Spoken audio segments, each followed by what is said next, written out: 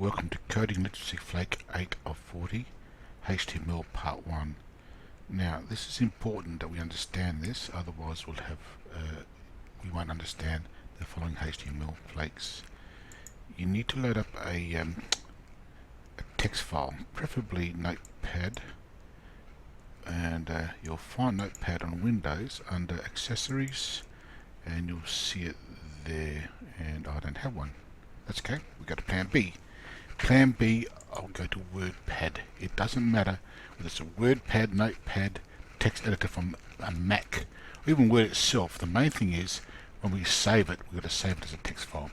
So the first thing you understand is HTML has tags. HTML tag, that indicates that the web page is about to start. The switch, which is a forward slash, indicates the web page is about to finish. And HTML tags are identified by the less than sign and greater than sign. This part of HTML, body, lets the computer or web page know, or the browser know, I should say, that we're about to display the text on screen. Now, the slash and the front again indicates we'll stop displaying on screen. So whatever I put in the middle here, in between body and body slash body, will be displayed on screen. Now I usually indent. It's a good idea to indent. This is my first web, or I should say HTML page, and that's it. Now, the reason why I indent is to make, as the program becomes a lot more complicated down the track, it's harder to debug. But when you indent, you can debug quite quickly. It makes no difference to the web page whether you indent or not, but it's just good practice for humans to edit. Now, when you save, this is the important part. When you save it, right? Save as. You've got to save it as a text file, so not a rich file, but a text file.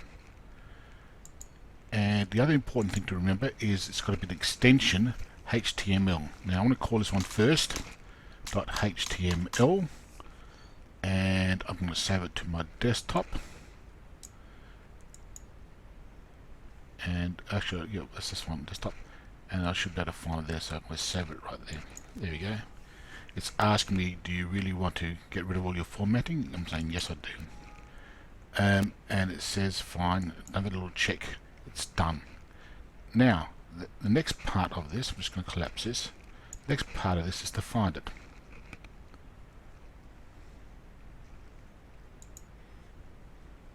Okay, so I'm going to go to the desktop, and I should be able to find it down here somewhere. There it is. And it's going to open up with Opera Browser. It doesn't really matter what browser it opens up with, but in my case, I'm going to open up with an Opera Browser.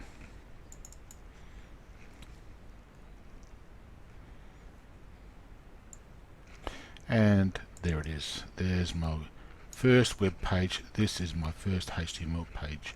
It's a good idea, well, when you're editing, it's a good idea to have both the browser on and your editor on. So here I've got the editor using WordPad, but like I said, it could be Notepad, it could be text editor on my Mac, whatever's a text editor. And at the same time, I've got my browser open. And the reason why I've got both, I can see what happens as I change things. For instance, if I was to change this now to, this is my first